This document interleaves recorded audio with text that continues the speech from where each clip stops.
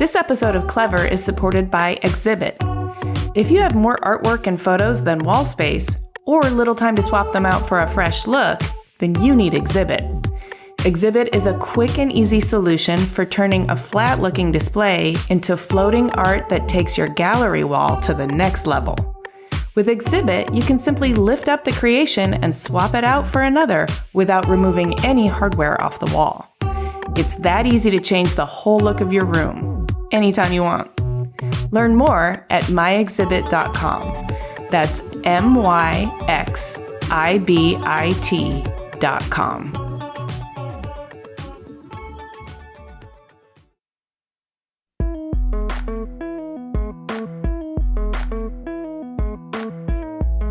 The power of this moment is understanding the things that are broken, naming them, being really clear about it. And that's part of what's happening right now.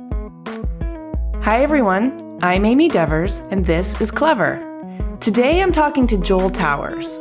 Joel Towers is a professor of architecture and sustainable design at Parsons School of Design, where he also recently completed serving 2 terms as executive dean.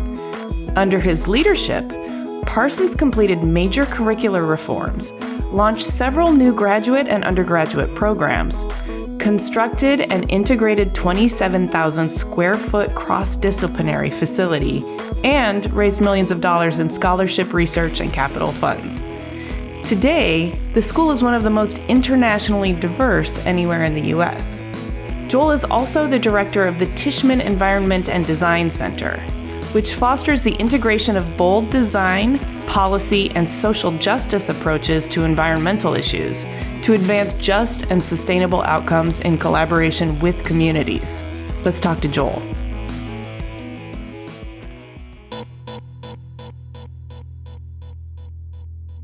My name is Joel Towers. I live in New York City, and I'm an architect and an educator. I'm a professor of architecture and sustainable design at Parsons School of Design at the New School. And I teach, I research on climate change. Occasionally, I practice architecture, though less these days. And I do what I do in large part because I think we live in one of the most extraordinary moments in history of tremendous opportunity and tremendous change. And largely that has to do with climate, which we're going to talk about today. Ooh, that was a beautiful setup, and now I'm so excited to get into it. But I do always like to get a sense of the person I'm talking to and how you got to be you. So I like to go back to the beginning.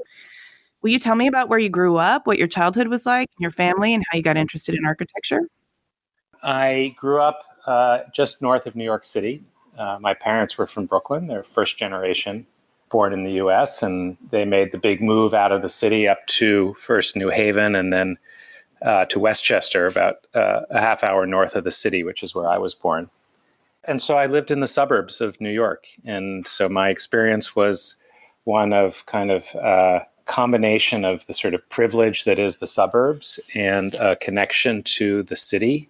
I was born in 1965, so New York City in the early 70s was a place of, let's say, some questionable repute. It was a challenging time, but my father worked in the city and my parents were very committed to it. And so we grew up neighboring it and engaging with it. And it was always a place of great draw for me. But, suburban life is also a kind of protection and distance from that. And so I sort of grew up in between these two worlds. But my father who was in marketing and communications, said to me once, if he could have done it over again, he would have been an architect. He was a very big influence on me. He died as a relatively young man at 56 years old. But he had a very big influence on the way I viewed the world and how I sort of was or am in it. Mm-hmm. And a big piece of that had to do with teaching me to work with my hands, to be a builder. I mean, I would go on to apprentice as a carpenter before I studied architecture and kind of take it to another level. But he was my first teacher in building and really connecting to materials and making and a belief that you could essentially repair anything. He didn't buy a lot of new stuff, but he did believe you could fix anything, and he taught me to do that. It's really always, I think, influenced how I look at problem solving. That's how I've come to understand it. Yeah, this is amazing. Do you think, in part, I'm imagining that you had space to do this in the suburbs. So, in some way, the suburban life sort of afforded that kind of material exploration in your youth. It wasn't a big shop. My dad was not like he didn't have one of those sort of home shops with all the big standing equipment and that kind of stuff. There were some neighbors who did. I learned to turn wood on a lathe in one of our neighbors' houses. He was more hand tools, very kind of low tech. And I used to mess with his tools. I used to like take his wood chisels out in the back and start, chiseling away on stone.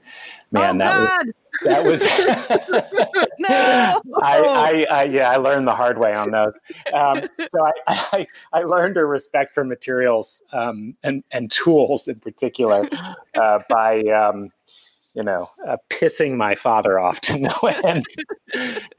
So it wasn't quite the kind of Leave It to Beaver home. It was definitely not that. It was a sort of Brooklyn kid in the suburbs, but really interesting. It was a kind of hybrid. But yes, the suburbs have a kind of space, a sort of lack of constraint that is connected to them in a certain way. I think there are all sorts of constraints in the suburbs. My parents were born in the early 30s.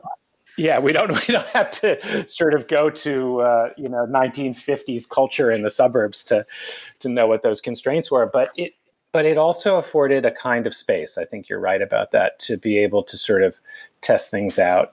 It would really inform my commitment to urbanism and the city ultimately.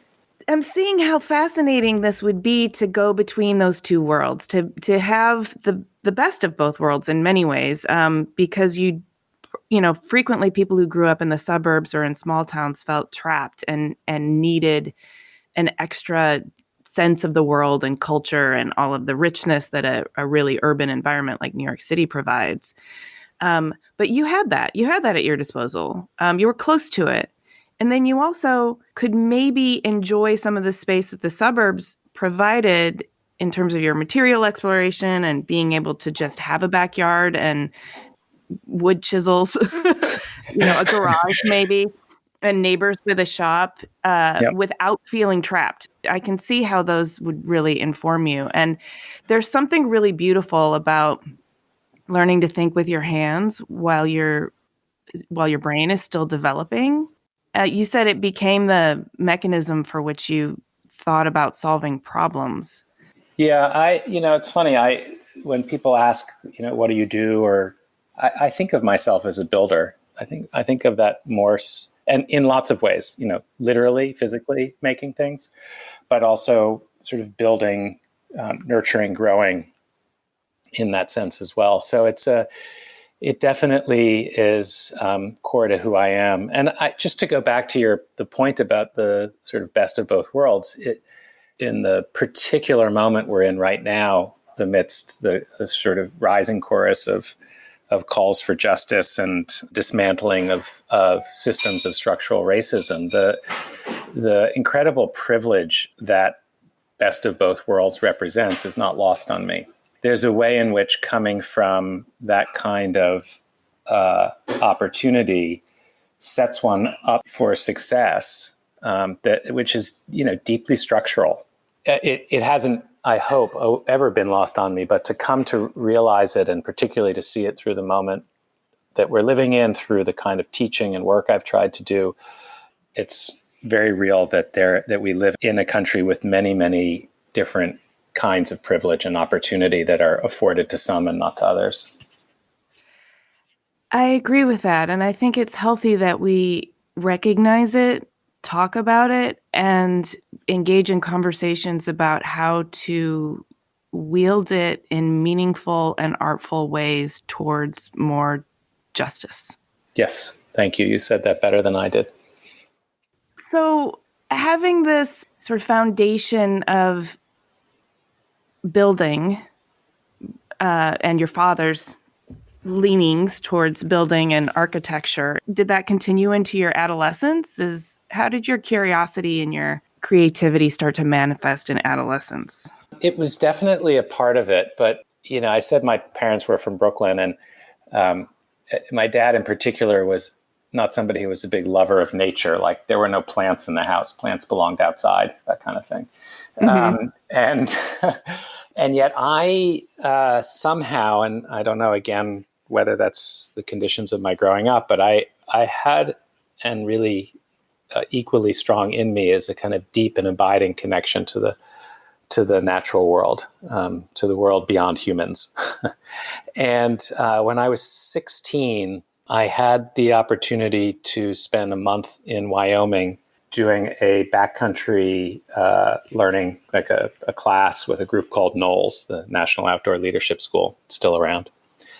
And we were in Wyoming for a month. It was a friend of mine who went along also for that trip. And it was the kind of experience that changes your life, in my opinion, because this very sort of protected, cultivated view of nature that you get when you live in the suburbs is very different when you're in the Wind River mountain range in Wyoming. And you learn very quickly both the respect and the knowledge necessary to be safe in the backcountry, but also the role, if you will, or the position of humans in that context, very differently than you do when you're living 30 minutes north of New York City.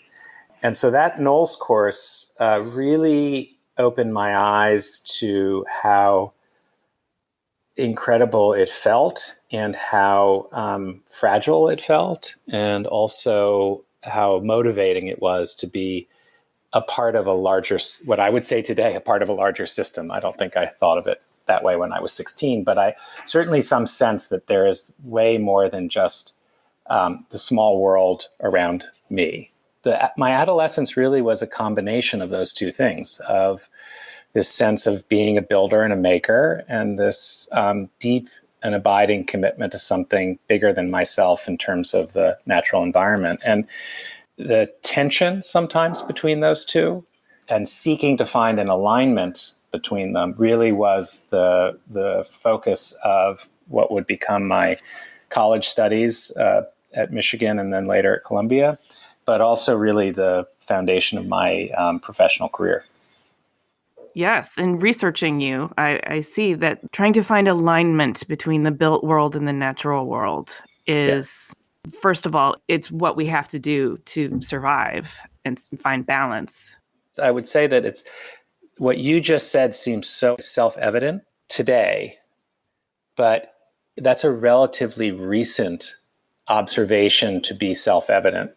I think a lot of people would agree with you, but it's relatively recent that people are like, we have to do this to survive. Yeah, no, I'm with you, because I was born in 1971, so I'm only a few years younger, and I grew up in a time where, it was a bit more industrial. It was about volume, and it was not about alignment. It's only in my adult life that I've been able to understand the tension between the two and feel really uncomfortable about that tension, and also try to seek alignment. And it is new, but the fact that you were studying this back in, what are we saying, late 80s at U of M? Yeah, I was 83. I started at University of Michigan. You would have been ahead of the curve and probably finding a lot more resistance in the regular mainstream society, right?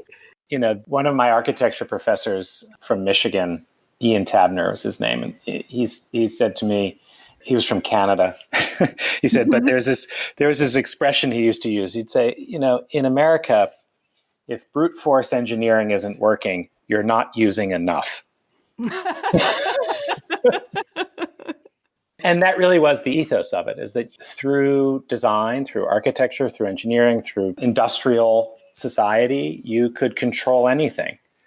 And that there would be, better living through chemistry, right? The idea was that the systems were knowable and controllable in a way that I think what we've realized is that there's a tremendous amount of knowledge necessary, certainly to engage in the complexity that is the environment and climate in which we live. But there also is a kind of humility and respect that is essential, and that resources aren't limitless, and figuring out how to live a really, really good life with that kind of tension. Ezio Manzini, the designer and thinker from Italy, his definition of sustainability is learning to live better with less. He combines the two, right? Mm-hmm. That it's not about an impoverished life, but it is about understanding how to live better within the constraints and the balance that we seek between the natural world and humans who are a part of that world. I like how you paint this because it helps me understand. It used to be really about trying to dominate and control nature so that we could control for uncertainty and maximize, profits and systems in that way. And I really think that the idea of humility and synergy and harmony are more useful in terms of the natural world, which will always be able to dominate humans. That shift in thinking really comes from the emergence of a feminist critique of environmental thinking. So there's a long tradition of that work that really emerges in alignment with larger feminist critiques of power structures and systems and so forth. You studied architecture at U of M and Columbia, as you said, and that was the focus of your collegiate career, was aligning the built world and the natural world.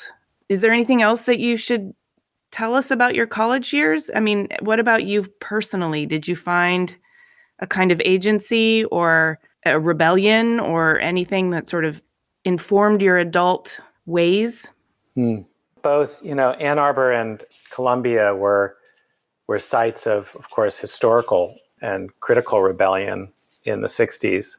And when you went to school there in the 80s, I think there was a little bit of a sort of wishfulness for those times when the campuses were the center of the cultural production in the United States. And it had long since left both of them. They were actually far more conservative, not in the way we would talk about that today, but they were not as radical by the 80s as they were perhaps in the heyday of their critical position. Although I do remember that when I got to Ann Arbor, Ronald Reagan was just about to be reelected in a landslide. And Ann Arbor was the one county that he lost in Michigan. So we felt good about that. Yeah. I wouldn't call it a kind of radical exposure, although at Columbia, it was a very, very interesting time in the sense that architecture, the end of the 80s, there was a kind of mini recession by today's standards. In fact, the year that I graduated in 1990, something like 20% of the architectural profession had decided that it was no longer suitable to their employment goals. And there was a mass exodus from architecture. It was the early days of what got called paper architecture. Bernard Shumi, Hani Rashid, Daniel Libeskind, Zaha Hadid, before she was actually building things. Mm-hmm. And a lot of that work was out of necessity because nothing was being built at that time. And so there was already a sense that the field was in something of a crisis. It was very early days in the computer and particularly computer-aided design revolution.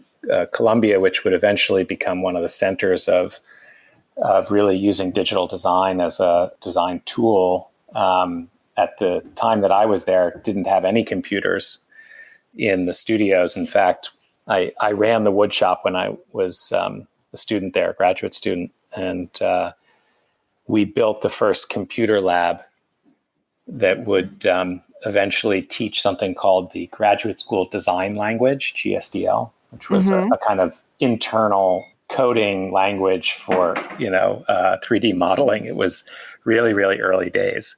And so I would say people were starting to wake up to the idea that you could enter the field of architecture as a way of organizing knowledge and building in ways that were not limited to physical structures. And Bernard had a lot to do with introducing that kind of criticality to the work. And he was a pretty transformative dean. at the school. And so I was definitely exposed to all of that, but I was, the kid with a long hair and ponytail and who was a tree hugger back then. In fact, when I graduated from Columbia, I went on my second Knowles trip. I went to Alaska, really needed to kind of decompress and thought very seriously about staying in Alaska and teaching with the school there, doing the instructor's course and staying on and teaching, which they asked me to do. It was a really critical moment in decision-making in my life. Do I leave the city? Do I kind of reject all of this moment of crisis in the field and kind of retreat to this incredible wilderness? I mean, Denali National Park is where a lot of their courses are and where we were climbing. It's just one of the most beautiful places on earth. And I could have stayed there and taught, young people to understand how to respect nature and figure out how to be safe and enjoy backcountry and all of those things. And my father had just passed away that year. So it was also very kind of like, what am I looking for now? And that was really when I decided to commit to finding that alignment. That it was a very conscious decision on my part that I would return to New York and I would seek to bring these two strains of thought together. And I ended up working for Bill McDonough pretty soon after that, first for Michael Sorkin, who very sadly just passed away from COVID-19, brilliant architect and urbanist. And I worked for Michael for a while and then got a job for working with Bill McDonough and ultimately directed a project. I was the lead architect for a competition that we won in Frankfurt and Germany. And at the time, Bill got hired to write the design guidelines for the World's Fair from a sustainability perspective that would be in Hanover, Germany at the turn of the century, the year 2000. So this was 1991, and Hanover was awarded the World's Fair for 2000, and they hired Bill to write these guidelines for all of the buildings and the site that would be transformed into the World's Fair. And to do so with a sustainability overlay, which was a totally new concept, right? It's literally 4 years after the Brundtland Commission report comes out from the UN that first establishes sustainable development as a term. And it's really nowhere in the field other than a couple of practices, Bill, Randy Croxton, a few others who were really doing this work. I got the chance to direct this project to write the Hanover Principles Design for Sustainability, which really codified a lot of Bill's thinking at the time. And I worked with an environmental philosopher, David Rothenberg, who did a lot of the sort of background work. And as an architecture office, we framed what it meant to take sustainability into account when thinking about the building of this World's Fairgrounds and use that as a jumping off point to speak more broadly to design around this issue. So it was really heady days to be doing that work. Wow. That's like the first cookbook on the subject. Yeah, that's great. That's absolutely right. It felt very much like it, at least in this period. I mean, when you start looking historically, of course, there have been cookbooks for hundreds of years on sustainability and climate change and climate science. But in this modern period, and I think in particular in this moment when the crisis of sustainability and ultimately climate become existential, this was the first cookbook in that context. Were you aware at the time? Did you feel the weight of its meaning and gravity?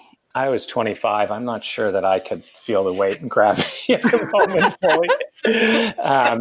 But it felt like we were doing something important. Bill would be invited to the Rio Earth Summit in 1992, where he introduced the work. That meeting of the UN was really the first meeting to establish the UN Framework Convention on Climate Change. It sets up all of these future meetings that are, called the COP. The COP 25 is the Paris Climate Accords. These are the conference of the parties, the signatories to the Framework Convention on Climate Change. And Okay. that's 1992. That's the Earth Summit that starts that work. It's what Kyoto protocols come out of. It's, all of this is really the beginning. And so for me as a professional, it felt very natural to say, look, you're in the field of building. You're essentially using the constraints of the world around you as a set of guidelines for guideposts for what can be built and should be built. And we need to understand this question of long-term sustainability in relationship to that, because so much, and this goes to that 50s mentality we spoke about earlier, so much was planned obsolescence. So much was, use it now, live in the moment. If you buy a house and you get a mortgage, it's a 20-year or a 30-year commitment, at the end of which, the bank has already amortized it down to zero, so it has no value anymore, even though its environmental cost is just even, beginning to be paid off. And so there's a way in which we're talking about totally changing what I sometimes call the criteria for success, right? How are we measuring what we do, and what are we measuring it against? So it's not just the commercial success of any particular product or a building or an enterprise. It's what's its impact on this broader system, and is it part of helping to build a kind of balance that is viable over the long term? You say 92. How much has changed? I mean, that's a big question. But I mean, in terms of the codifying this kind of thinking, is it still relatively aligned? Well, first of all, I think so much has changed. The reality is that this is sometimes frustrating work. It's like you see the house is on fire. Like, think of any speech that Greta Thunberg has given, right? Where she's like, our house is on fire, right? And she is giving voice to a level of frustration that her generation feels deeply, because if we've known the house is on fire and we're just sitting around twiddling our thumbs while Rome burns, the question is, what the hell are we doing? Right. And so this work can be frustrating, and it can be, when politicians lie or they intentionally distort the science or create their own false science or false controversies or false equivalencies. This stuff can be super frustrating. Oh, that would drive me. I mean, it does. It drives me crazy. Well, crazy, and also our lives depend on this. Right. So not only are you, for whatever reasons, are you preserving your power or trying to win in whatever short-term win that means, but you're screwing around with our lives. And so the work can be very frustrating. But to suggest that things haven't changed, which I think sometimes gets sort of wrapped into that, like it's just the same, it's always been the same, I don't agree with that at all. I think there's a tremendous amount of knowledge and, in fact, really good case studies of what a future might look like when we rebalance, and we will ultimately do so, rebalance human-nature relations. This is a kind of awkward way of saying when we recognize that the time in which we're living demands of us to live differently. And the us in that sentence could be, the 7+ billion people who live on the planet, or it could be a lot less of us if we really don't take heed. James Lovelock was once asked what he thought the global population would be in 2100, I think. And he said very dryly, well, about 1 billion people. And, the interviewer nearly fell off his chair, because that would be a die-off of 6 or 7 billion people. And it was a statement about what he thought the carrying capacity of the planet was, given the ways in which we're approaching our lives. And I don't see it that way. I think we're smarter than that. I think we live in a moment in which a lot of the sort of pushback and the stuff that makes me so pissed off and frustrated is actually a kind of harbinger of the change. We're in the sort of death throes of a old system that no longer works, and it's trying to maintain its relevance while a new system emerges. And that's always a very disruptive moment. I think my reaction to the to the pandemic is that it's a kind of it's a warm up to the big change that will be coming our way. I don't disagree. I think there's a lot of change that needs to happen, that is going to happen, and it's not going to happen necessarily easily or cleanly. No. But, well, we're seeing that right now. I mean, that's the point of what you said so eloquently before, that, you know, we live in a country that needs to be moving towards racial justice.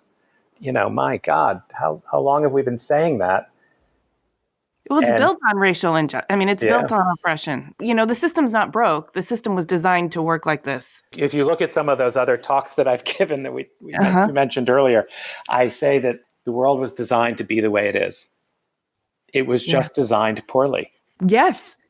But the optimistic part of that means it doesn't have to be designed this way. Right. I remember watching your video when you said that, and I got goosebumps because it doesn't have to be designed this way. And some of it was unintentional, but a lot of it was intentional.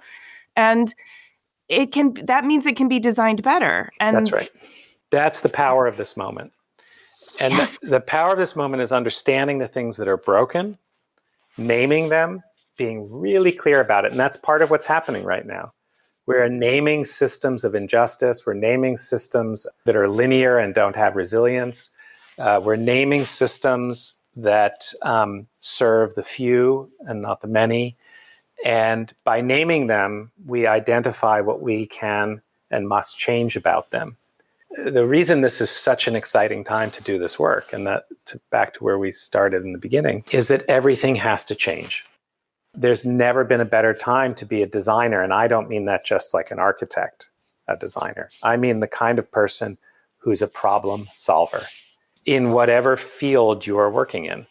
If you bring that kind of perspective around design being an approach to solving problems, to sort of identifying and seeing where you can redirect, where the revolutionary moment is not a radical break, but a kind of shifting, and you know, it's not an ahistorical moment, but also one that says we cannot continue to have systems of oppression and make of our species a kind of destroyer of the world. That would be the great tragedy, and I don't think we will do that. I think humans are really, really wickedly smart and creative when they want to be, and it's a time for that. Well, absolutely. And I mean, this all sounds like it's some of the reasoning that drew you to becoming an educator. Yes. We'll be right back after this quick break. This episode of Clever is supported by the new season of Wireframe, a podcast all about how UX, that's user experience, can help technology fit into our lives. Hosted by Khoi Vinh, Senior Director of Design at Adobe, Wireframe is a show for designers and the design curious, leaning into how design intersects with current events and life changes. For example, how has the pandemic changed our habits and lives? How are designers trying to make voting easier? And how user experience can actually help people manage stress better. Hear from designers and leaders who have built UX and UI experiences for companies like Headspace, Patreon, Kickstarter, Withings, and more. I got a preview listen of Wireframe's upcoming season, and it's sort of like an anecdotal exploded view of how design decisions impact our lives and culture. It's both fascinating and entertaining. Just search Wireframe in your favorite podcast app, like the one you're using right now, and visit this episode's show notes for a link to subscribe. Black Artists and Designers Guild is a global platform founded by Mulaney Barnett, representing a curated collective of independent Black artists, makers, and designers across various art and design disciplines who are at the top of their respective fields. For their latest project, Bad Guild has created a virtual dwelling in the hills of Oakland, California, part of the greater Silicon Valley footprint. Using an actual site, the virtual structure is set in the year 2025. Designed by Bad Guild creators, these creators include architects, interior designers, fine artists, furniture makers, and lighting designers. The home will imagine a future domicile, utilizing cutting-edge smart home technology integrated with advanced sustainable systems and practices. This home embraces a multiplicity of Black family identities as a common unit while permitting dignified individual expressions of the household. Find the directory and learn more about the mission at badguild.info/BADG-house. That's BADGUILD.info/BADG-house.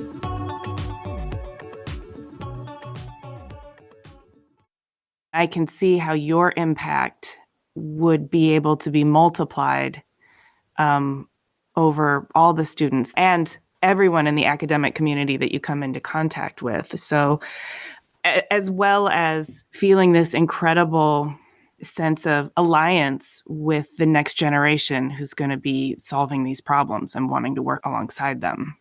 You know, I'm such a big believer in the next generation, but I also want to speak for the 55-year-olds among us, 50-year-olds among us, because we cannot shift this responsibility to the younger generations. We have our own responsibilities to continue to put our shoulder to the wheel as well. And so the difference is that the generation that is now in their 20s, roughly, is the last generation. The change has to occur now. Mm-hmm. And so they are a big, big part of the change. They know that. I think they get frustrated with the older generation's inaction or ineptitude or unwillingness to really challenge the power structures that need to be challenged in order to make change. So I do think there's a kind of generational clash built into that. But education, your sense of why the alignment and the appeal of education to me personally was such a draw. It really was about scale. At a certain point, the architectural work that I was doing was only able to have so much influence and impact. And I loved that work. I still love that work, but I wanted to scale that impact up. I felt that the best use of my skills and my energy was to sort of broaden the number of people who were thinking about creative solutions to this problem from a range of different disciplines. And so this last decade and a half has really been incredibly rewarding in that regard. I'm with you, and I share your desire to scale, but I also share your feeling of responsibility. But I don't want to make it sound like I was insinuating that you were handing off the responsibility to the next generation. But I do think there is power in numbers. And as a 55-year-old going up against the status quo, if you also have the power of energetic 20-year-olds along with you, you kind of have a little bit more more wind, more force to become the battering ram, don't you think? I do. And I guess my friendly amendment to that picture is that in many cases, we'll be following them. What I would say there is I want to lend my energy, put my shoulder to the wheel. I mean, a lot of the Green New Deal emerges from people a lot younger than I am, although, Senator Markey is there as well. So let's... It's not just AOC. There's a multi-generational effort there. She tends to be the face of it, but there's a lot of people who are engaged. But my point is only that it's not about who's leading and who's following, but that we are all engaged in a paradigm change. And there will be moments where different people need to lead and different groups need to follow. I don't think we're in a kind of classically modernist, hierarchical, great man of history moment. I think that's gotten us precisely into the shithole that we're in. Yeah. Yes. Thank you. Yes. And don't follow that path anymore. It just leads you deeper into the shithole. So, I mean, Where are you now in terms of your career? You spent a decade as the executive dean of Parsons. I know you're still a university professor and you're still really active on this front. What does your career and your research look like, and how are you angling it, like towards what? Being a builder, I've realized I think in projects. And only in retrospect can I sort of look back on the period of time that I, for example, co-founded an architecture office with a good friend of mine, Carla Rostein, who's still, she and her husband continued to practice in that. My wife is also an architect, and we continued. In fact, the four of us collaborated on some projects over the years. But there was a period of time where I was an architect, period. It wasn't the project of a particular house or office project or whatever that I was defining that by, but the project of being an architect. And it occupied a good 15, 18 years. It overlapped a little bit with my time more actively joining Parsons. I was teaching at Columbia and City College before that. But when I joined Parsons, I entered into a kind of academic project, if you will. And when I think about this last decade, that project has really been the reshaping of design education. Parsons, I think, now sounding terribly immodest, has taken the lead in doing a lot of that work and has really formulated a set of curricula that incorporate a lot of what we are talking about here and a kind of hybridization or transdisciplinarity about design that I feel is really part of the future and puts design as a knowledge set on the table or at the table in decision making as a critical component. That project, I think, is well underway. And so I'm now thinking about what is the next project. I'm not sure that I can define that entirely yet. Some of this will emerge through the work, but it is clearly about the scaling up of what sometimes gets called a just transition.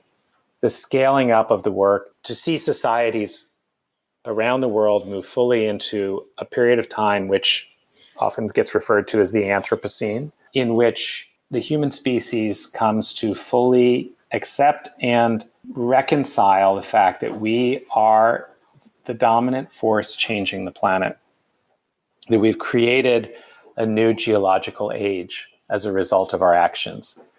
And that either is a kind of end of times statement or the beginning of a pretty radical shift in human nature relations. And so being the optimist, I choose the latter.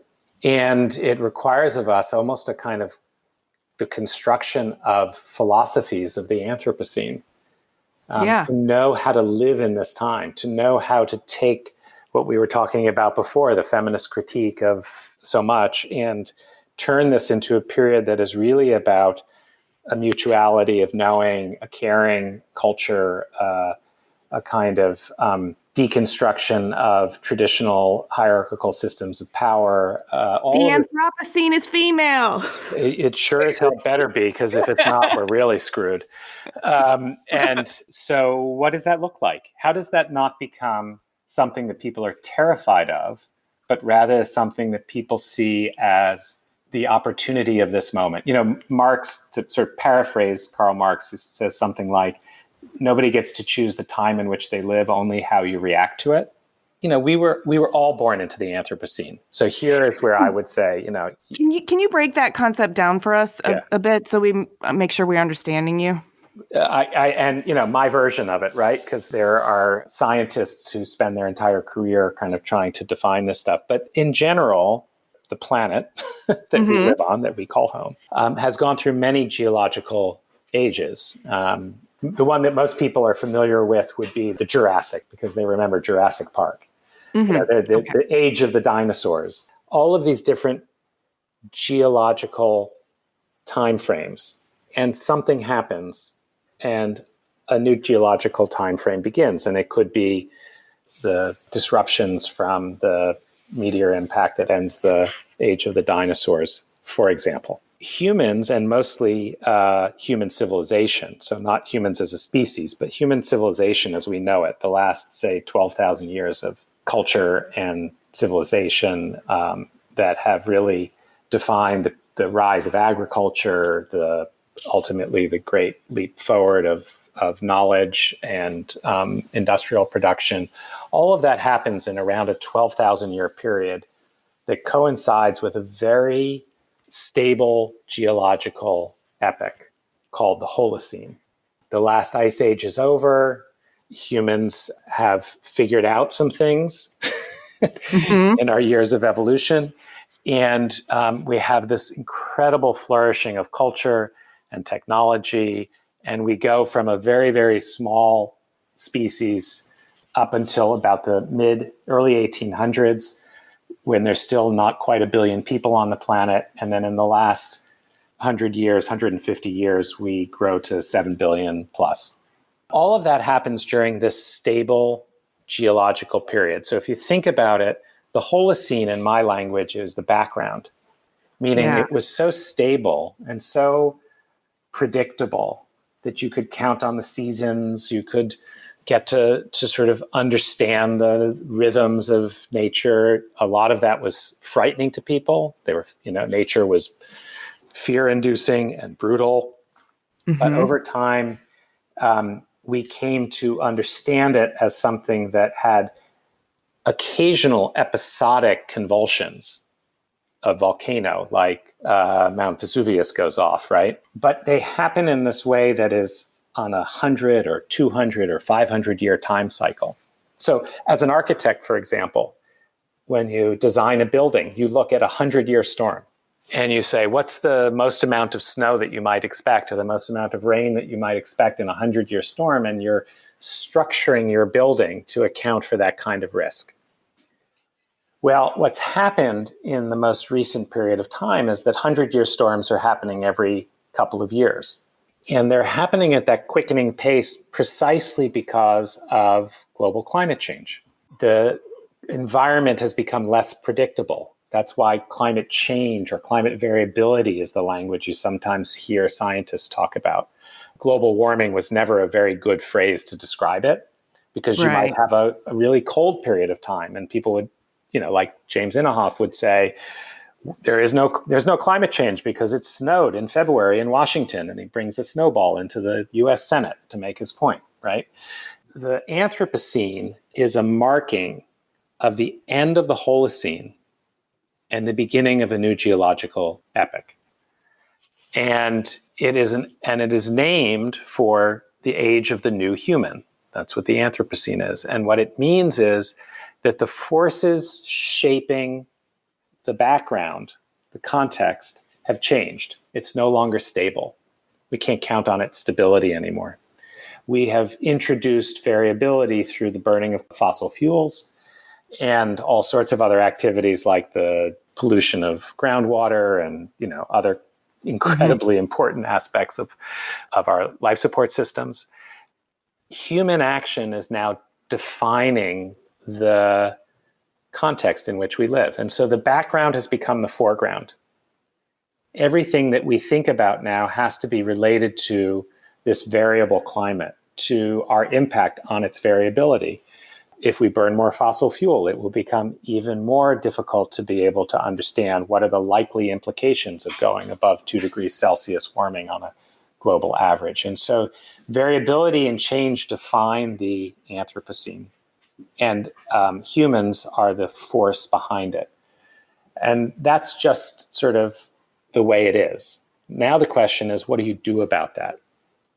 Well, and that's your central question, right? Is in framing this philosophy of what the criteria for success is. Yes.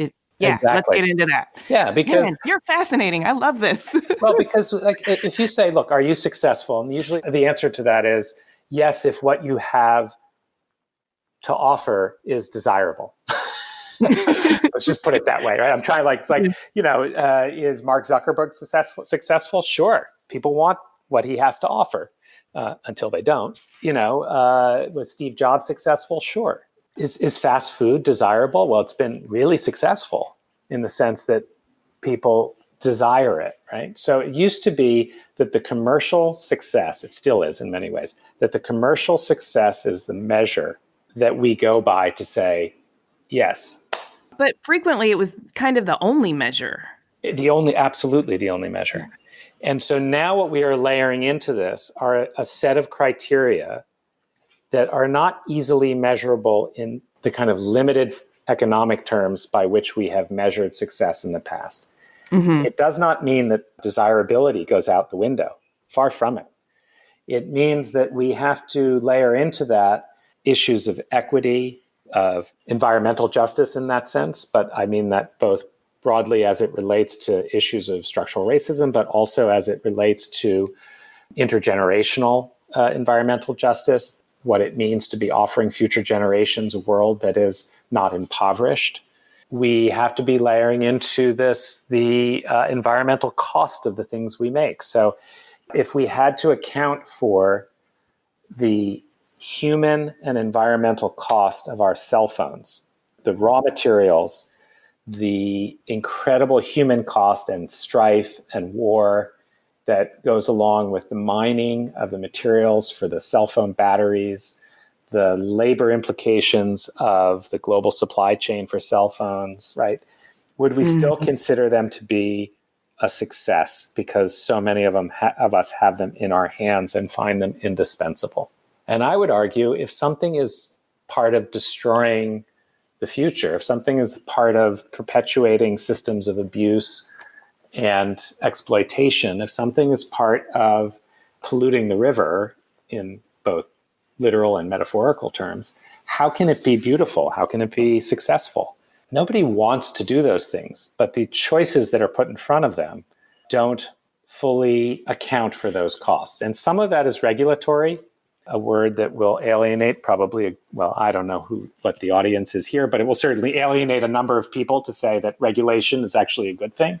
But I would say as a designer, the hardest thing you can do for a designer is to not give them any constraints. That's what I was going to say. Regulatory, that's a parameter. That's just a parameter that's exactly. to work within. Yeah. Yeah. But to take the politics of the moment, one of the things President Trump is most proud of is the number of regulations he's gotten rid of, right?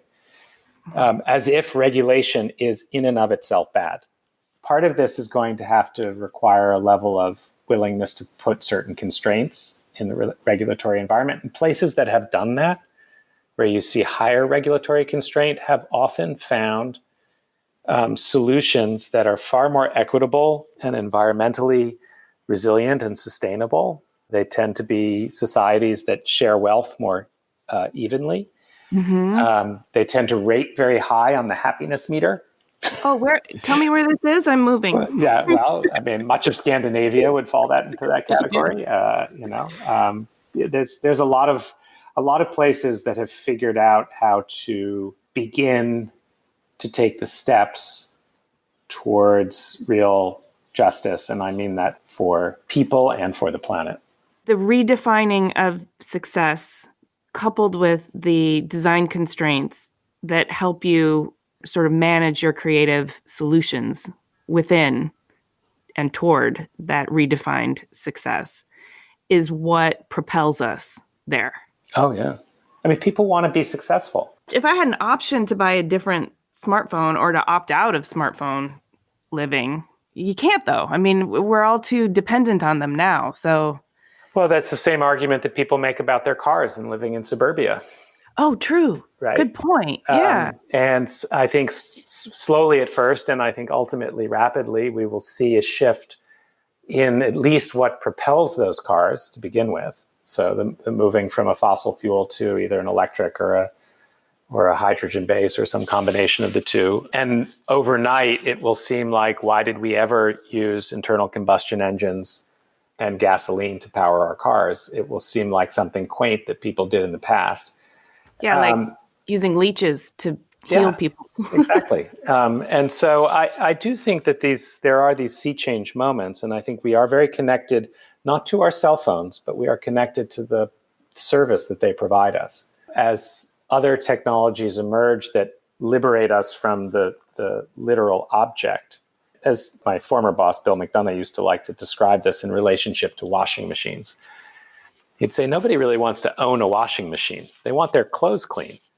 You don't want that sort of big hunking machine in your basement And you certainly don't want to have invested in it in a planned obsolescent way, meaning that like in 10 years, you got to buy a new one because the washing machine company has built that into it. What you really want is the washing machine company to own the washing machine, and you just get the service in your home. And then they're going to design it to last for 50 years, not 10 years, because they're invested in its long life, and they'll design it to be repairable and interoperable, and they'll figure out how pieces of it can be reused because it changes the dynamics of ownership. And that's what the sharing economy is about right now too. And again, it's early days because so far the sharing economy has resulted in more car trips, not less. But ultimately, ownership versus service is a critical distinction in moving past the kind of planned obsolescence. And that's one of those big shifts, I think, that we're going to see coming. Fascinating. Can you elaborate a little bit more on the social justice relationship to climate change?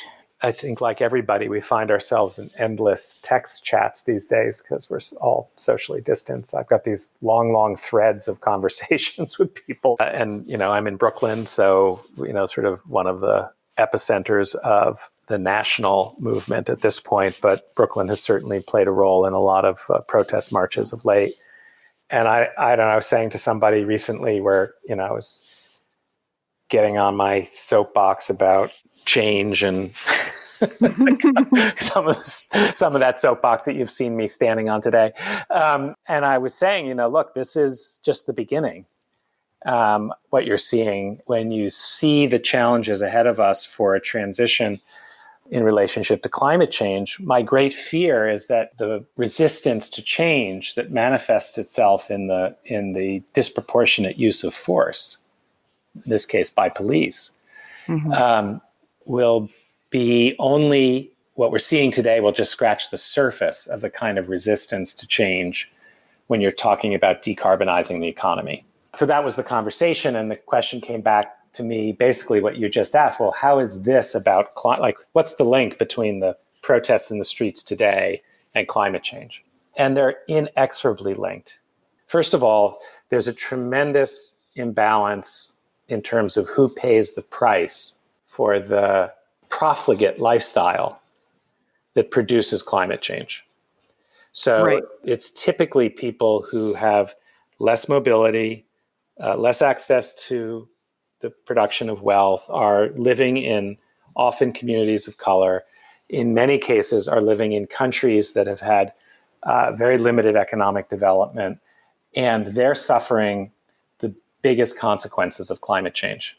And so whether it's through drought, through increased heat and morbidity as a result of increased temperatures, whether it's as a result of the sort of collapsing of water and freshwater resources, all of these things, the disproportionate impact on people of color in frontline communities, on labor is extreme. And so the two are inexorably linked in terms of who's being impacted. But I think even more so, if you think about these power imbalances that we were talking about earlier and a kind of the Anthropocene as feminist, is that the very same way that critique reveals how systemically connected systems of oppression are to their representation in power and economic and political control. Climate change is the result of that. It doesn't come from nowhere, as we said. It was designed to be this way, and it was designed to provide privilege to the few at the cost of the many. And one of the really most beautiful, I think, thoughts about what the future can look like is if you reverse that around, if you turn that upside down, so that what we're thinking about is the benefit of the many and designing systems of sharing and resource protection and caring. And the term resource is even problematic in that regard, but that the communities of nature and humanity are seen as resilient and mutually reinforcing. First of all, it's a jobs program. Yeah. I mean, like, it's about the distribution of the kinds of well-being that can come from not hoarding and having, hyper inequality. And it doesn't have to come at the sort of political cost of democracy. It actually comes with a level of the growth and maturity of a democracy. So I think these things are all very connected, and that climate is really, it's, as I said, it's the background becoming foreground, but therefore it's the screen against which we are projecting precisely the life that we have designed. And therefore, when we look at that, we think, oh, we have to design that differently. One image that keeps replaying in my head, it's sort of a metaphor for everything that's going on right now, is a few years ago, there was a viral video about Yellowstone National Park and how the park, its geographic topography was changed over time by the reintroduction of wolves. Do you know the video I'm talking about? Yep. Yeah. So it starts off, it's sort of barren. There are too many deer sort of dominating things. It's out of balance. Yep. And the reintroduction of wolves beats back the deer population, but all this other amazing stuff starts happening. The birds come back, the beavers start building dams, the riverbanks are reinforced, and the whole landscape just blooms back into life in vivid, flourishing, beautiful detail. That's kind of how I look at our world right now. Like it's just out of balance and it's not working. And when we get it back into balance, it's going to flourish and it's going to be great for everyone. It's not like the deer are suffering in this new model. Everything works better for everyone. And there are roles to play. I mean, insects, beavers, birds. It's not just wolves and deer. It's not two camps. Yeah. Yes, and what I would say, because I think the future is not a kind of, in my opinion at least, is not a return to a pre-industrial natural landscape, because I think one of the things about the Anthropocene is humanity really owning the responsibility for our technological capacity.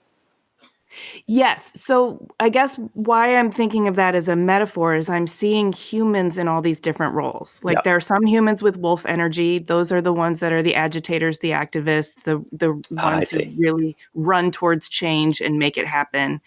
There are the birds who sort of form these flocks and are able to reinforce change in that way. I feel like I'm kind of a beaver. Like I'm over here building something that's going to reinforce a healthy structure.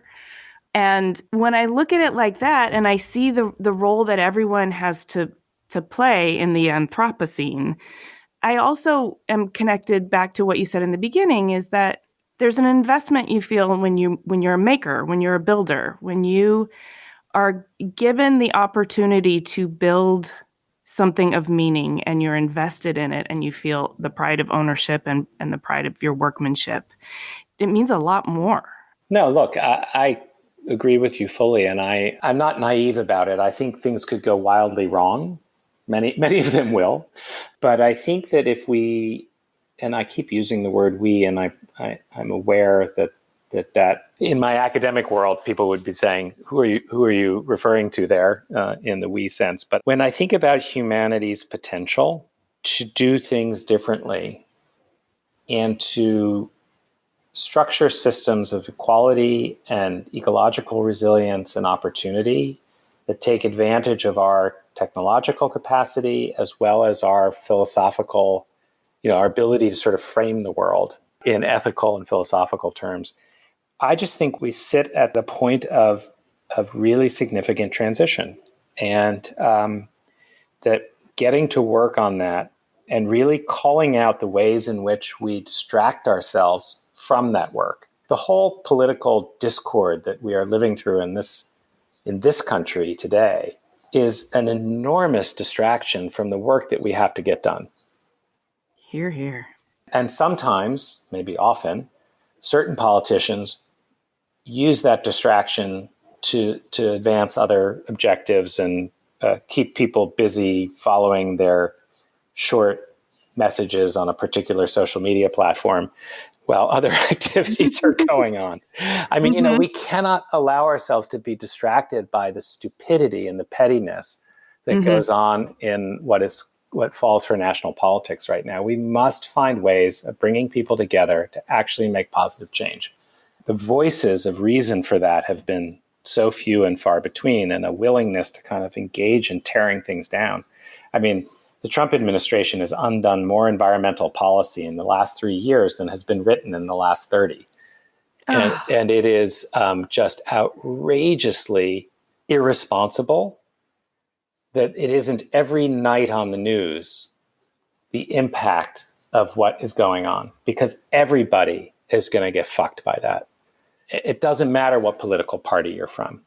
Yeah. And so I find that we are getting caught up in these ideological battles and not focusing on the systemic change that is what our time is about. All of this could see tremendous greasing of skids with new administration.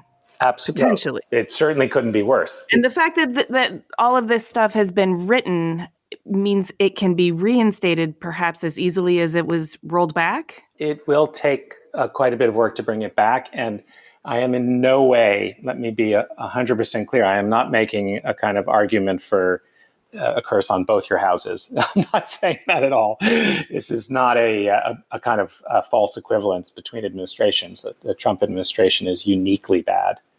Right. This work. But yes, things can be put back. We will, for example, rejoin the Paris Accords.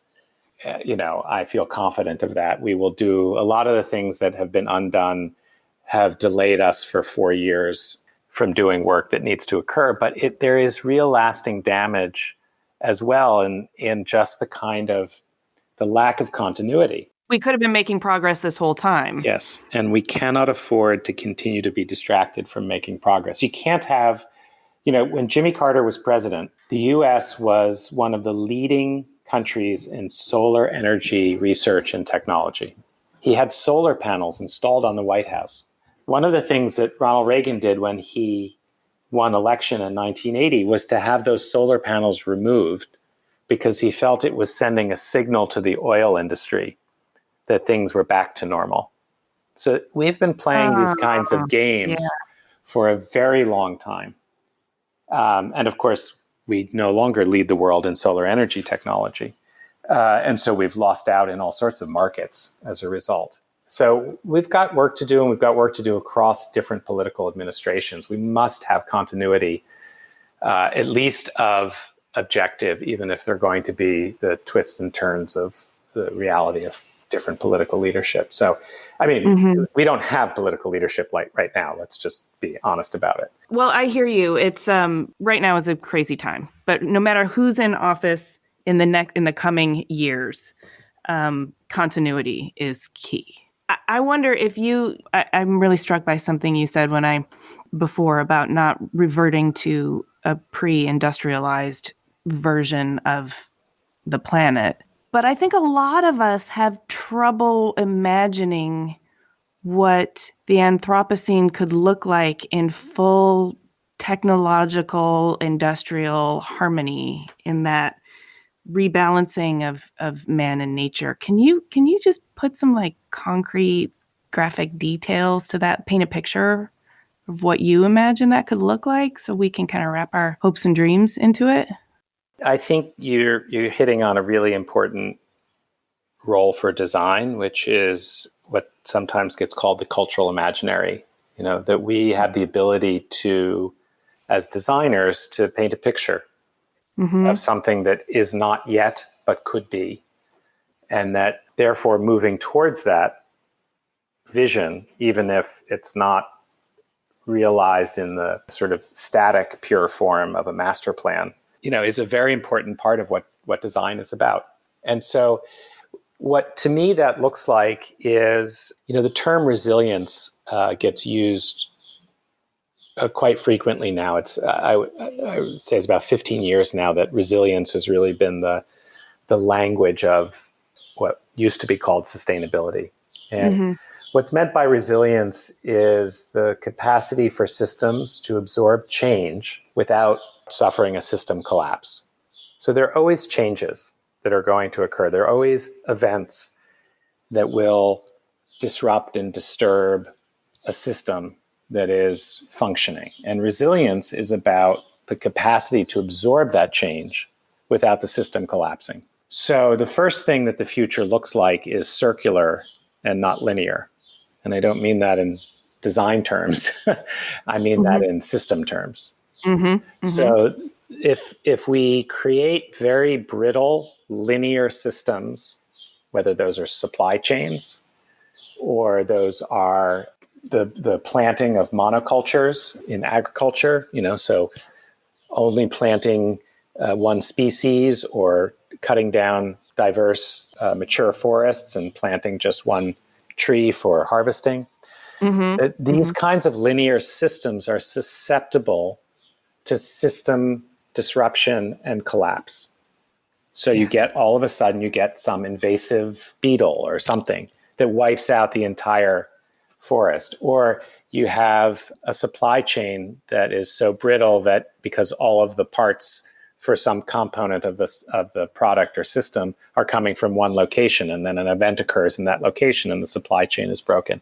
And so the future, I think, looks a lot more like hybrids, redundancies, localized production, shorter supply chains, interoperability. It does not mean that we are less global. In fact, I think we're more global. So one of the kind of ironies of this moment is that the sort of anti-globalization movements, which come from the political left and the political right, are actually creating, I think, a less resilient landscape because the climate doesn't care where the national border is. In any case, I think the future looks more circular in that sense. So circular economies, localized supply chains, you could find yourself really seeing local production, local food production. So that's part of what makes the future, which is really pretty exciting, I think. Yeah, I'm here with you. I'm feeling it. I also think that the product life cycles, whether those are buildings or industrial products, will be seen more in the service economy way that we spoke about previously. So you'll see the design for disassembly, the design for interoperability, the design for replacement, that we will start to account for the embodied energy and the ecological cost of the products and systems that make up society. So there'll be new accountings, new economies. Economists will always find themselves at the forefront of something. And so there will be a new economics, both as a social science, but also as a kind of economic reality that will emerge that allow us to find measurable good in doing the right thing. So if all of a sudden you're starting to account for CO2, right? One of the great ironies is that carbon dioxide is a free pollutant for the most part in the world today. There are these attempts to create markets and cap and trade systems and so forth, but for the most part, we don't account for the waste that we produce. It is dumped into the commons. It's, in economics terms, it's externalized. I think what you will see are new economies will emerge that internalize those activities and therefore drive a whole series of changes that allow us to have the reduction of pollution be seen as a net positive economic good as well. And so the more that you start to think in systems that are circular, that take into account all these other benefits or criteria for success, the more you start to change the underlying linearity and determinacy of the system. So I can't draw you a picture that says it looks like this, but I can tell you that these are the systems that will define it. And then humanity in its incredible and diverse creativity will come up with answers to each of the challenges that we face in relationship to those new constraints that all of a sudden become ethical and foundational to our societies. Yeah, I'm following you. I think it's really interesting the point you brought up about being both localized and globalized at the same time. The image that came to my mind is a weaving of sorts, like the long fibers that weave in and out are strengthened but there's still a lot of activity happening locally. So, but the whole structure is reinforced by the rest of it. You have yet again said it more beautifully than I did. Well, listen, we got to decolonize, decarbonize. Yes. The future is circular, and the Anthropocene is feminist. It all sounds good to me. How do we get people to sign up? We're trying, man. I think these conversations help, or at least I have to believe that. Yeah. No, look, communication is at the very core of this. Well, I feel so enlightened by this conversation. I've learned so much, and I was a little worried that I would just feel the weight of the years of frustration and the impending doom. But you've really infected me with your optimism, and I appreciate that so much. And part of that, I think, is because now I can see the way forward, and I can see all the work that's been happening. I can also see all the work that still needs to be done, but I can see the tools, and I can take those tools into my own hands and make something with them. Beautiful. Well, I'm with you. Well, yay. Thank you so much. This has been really amazing. Is there anything we didn't talk about that you would like to add before we wrap it up? We just need more justice. I don't have the words to express the urgency of this moment and the urgency of the moments that are going to be coming. And we need a kind of commitment to our fellow humanity, an understanding and an empathy that is just lacking so much in public discourse. I'm incredibly inspired by the people that are out on the streets raising their voices, and I'm hopeful about this change, but I think we're also in for some real challenges, and that may just be the way it has to be, but I would really hope that in the process we find our humanity, our shared humanity, because it is what really differentiates us as a species, and that's where my optimism comes from. Well, that was beautiful. I wish for the same thing. Thank you so much. Thank you, Amy. It's great to talk to you. Thanks for listening. To see images of Joel's work and read the show notes, click the link in the details of this episode on your podcast app, or go to cleverpodcast.com, where you can also sign up for our newsletter. Subscribe to Clever on Apple Podcasts, Spotify, or wherever you get your podcasts. And if you would, please do us a favor and rate and review. It really does help us a lot. We also love when you reach out to us on Twitter, Instagram, and Facebook. You can find us at Clever Podcast, and you can find me at Amy Devers. Clever is produced by 2VDE Media, with editing by Rich Straffolino and music by L1011. Our distribution partner is Design Milk.